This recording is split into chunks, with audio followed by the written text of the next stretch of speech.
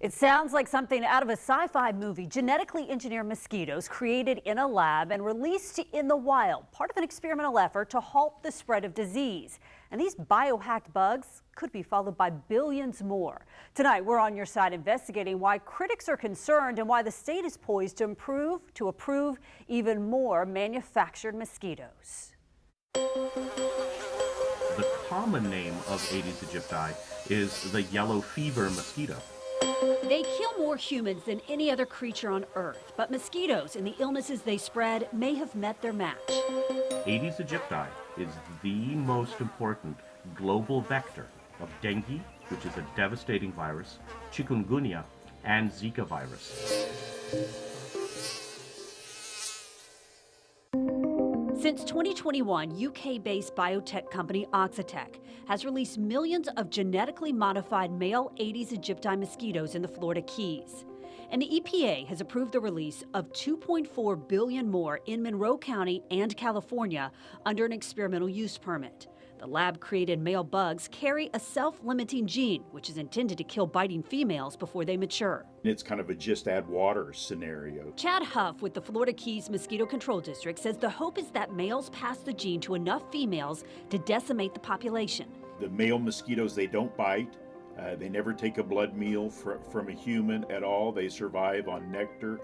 They don't even have the mouth parts that make it able to take blood. He says technicians take the GMO eggs to the property of willing participants, and Mother Nature does the rest. We have a waiting list. We have people that want to have them on their property, that they see the merit in this and are excited to be on the cutting edge of a technique that in a few years could be everywhere. Oxitec says its mosquitoes are safe, and the EPA determined there is no risk to people, animals, or the environment. They're non-toxic, they're non-allergenic.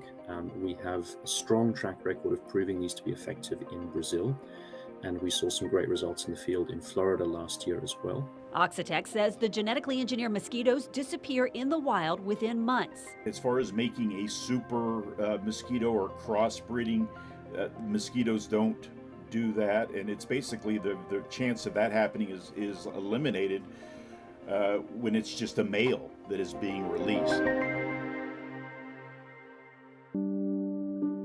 But the program has some worried. We are just shocked that they were able to do this. Ed Russo, president of the Florida Keys Environmental Coalition, has lived in the Keys for more than 20 years.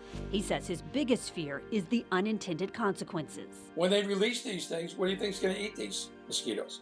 Dragonflies and fish, endangered species. Russo wants the state of Florida to demand independent research, something he says federal regulators have failed to do.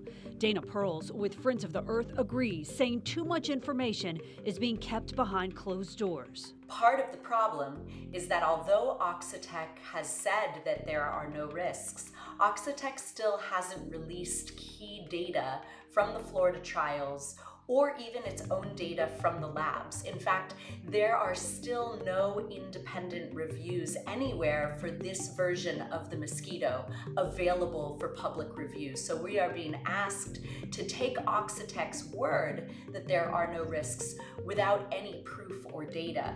In extending the experimental use permit, the EPA says the company has not reported any adverse effects.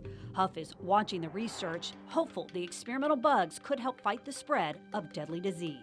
We have a very forward-thinking mosquito control organization that's looking towards the future and saying we're not going to be caught looking. We're going to make sure that we have something available to control this dangerous mosquito, and that's what we're doing. Now, Oxitec hopes to start releasing more mosquitoes this spring, but it has to wait for the state of Florida to sign off on it. We have reached out to the state to see when that decision will be made. We have not heard back, but it could come any day now. Anthony?